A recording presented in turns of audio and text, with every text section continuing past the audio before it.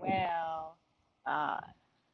I want to give a shout out to my Lake Charles peeps and the folks out in West Louisiana and East Texas. Um, we had Hurricane Laura, Category 4, pass through yesterday, and I just want us all here now to send all of them our thoughts and prayers and well wishes uh, for folks who have lost their lives in this hurricane. Uh, let's have just a moment of silence here and remembrance and love.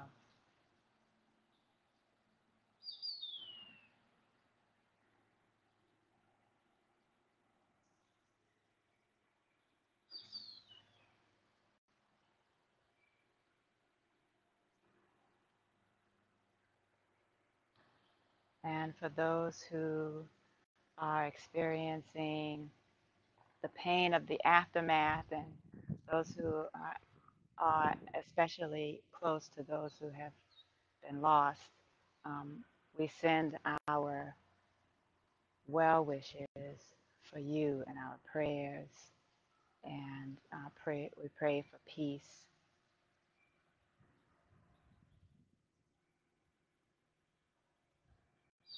and comfort.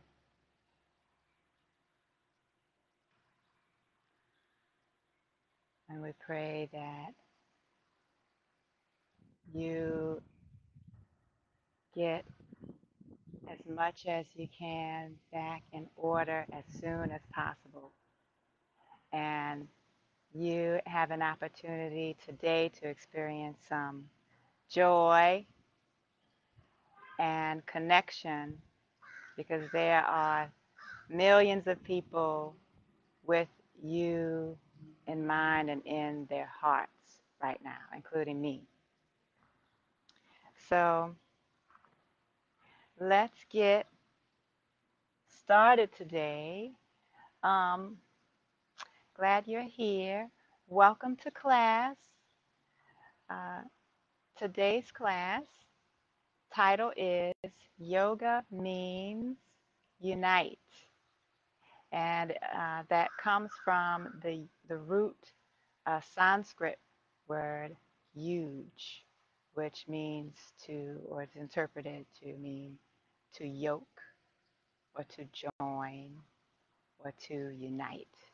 And if you think about yoke, it's a means or process of bringing um, beings together.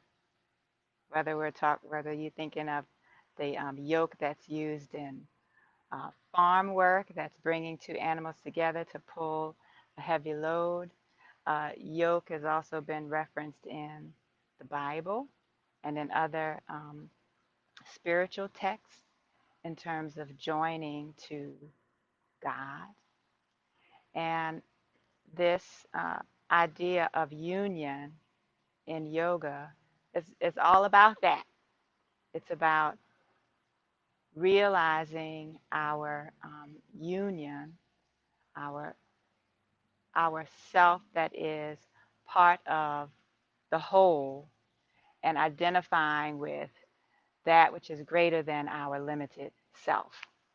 That which is like this, this is me, in this world, and I have my story and my likes and dislikes, and I have, you know, these ideas and these relationships, this idea of the self that is limited.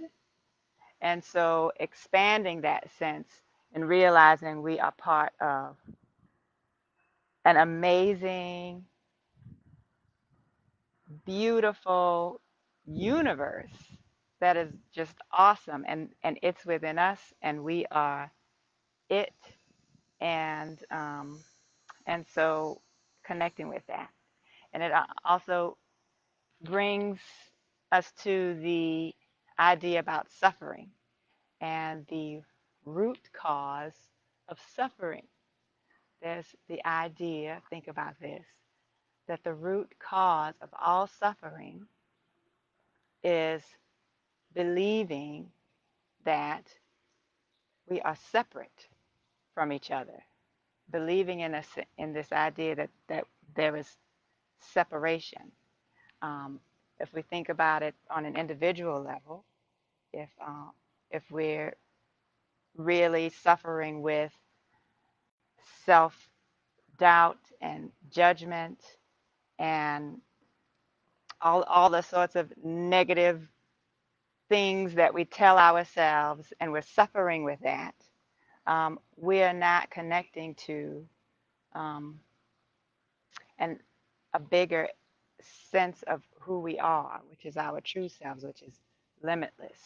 And that's why in some of the in the Yoga Sutras, when we talk about the four infinite thoughts, the big things are, and the Dalai Lama says this: the root cause of happiness is compassion, which entails connecting with others and delighting, mudito, delighting in the joy and virtue of others and tapping into that wellspring of joy that is ever present. And that requires us uh, identifying with a self that is greater than this self. And if we try that, give it a try in from moment to moment and see what happens. Similarly, in conflict with others, someone that's close to us or someone in our life that we have some conflict with, some tension, we are believing that we are separate from them in some way. That's what we're jiving with. We're connecting with this. This is me, and this is you, and this is a problem. And that's what we're all focusing on at the moment. And if we, in times of conflict, pause and connect, realize this idea that we are not separate. Their pain is my pain. Their suffering is my suffering. Their virtue is my virtue. And coming to a sense of that and see what happens. Move from there with intention rather than reacting with this separate sense of self, with reactivity. Pause, connect with this sense of wholeness, and move with it with action, intentional action from there. See what happens. Similarly with society, with groups, all of the pain and suffering and wars and oppression that happens in our world now, that's happening currently and in the past, all comes from a sense of othering, where we're considering someone or a group of people as something other than myself and my group that I'm identifying with, and how that can lead to so much pain, and how just even when we think about what's going on right now in America and in the world, think of how much othering is going on, and remembering that that is the root cause of suffering. If we pause and realize or take a moment to connect with the idea that there is no other,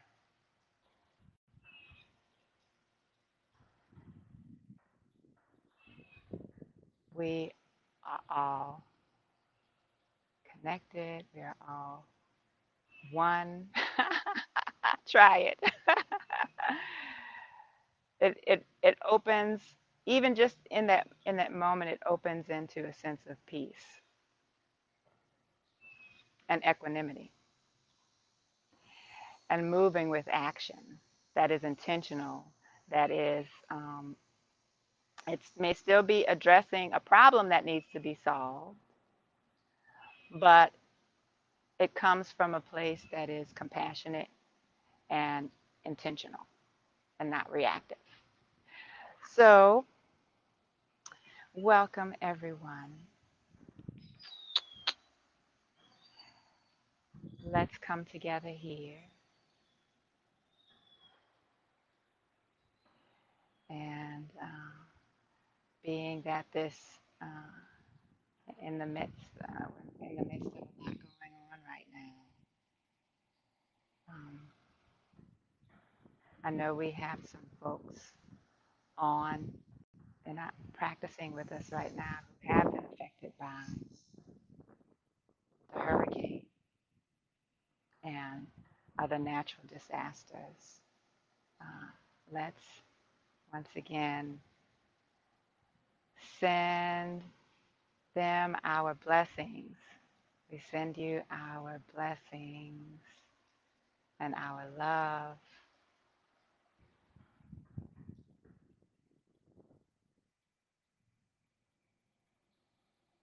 Take it all in.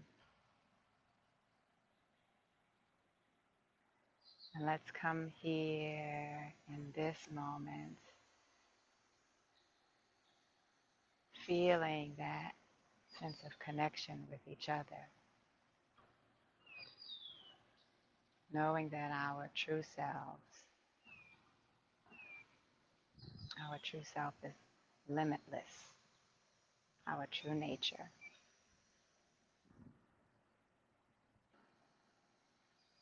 expanding our awareness of self to the air around us,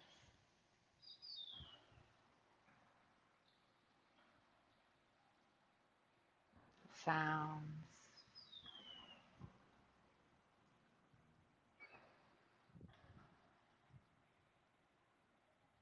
the exchange of our breath with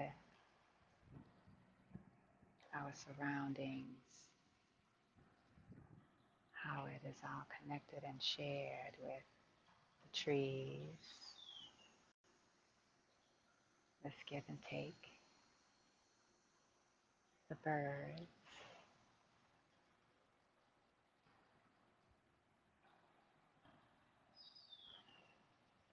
other animals that might be nearby, big and small,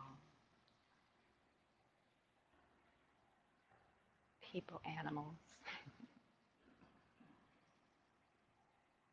big and small,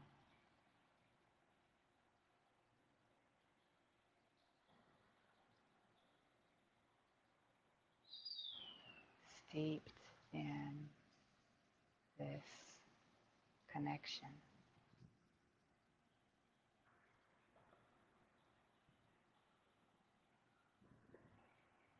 We'll begin Samavriti breathing, which is an even inhale and exhale to a count of 4. Inhale a nice deep breath to prepare, and exhale. Now inhale 1, 2, 3, 4. Pause. Exhale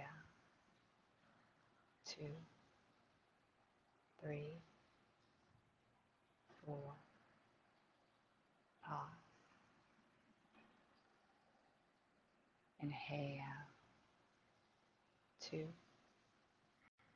3, 4. Exhale 2, 3, 4. Now maintaining that same rhythm of the breath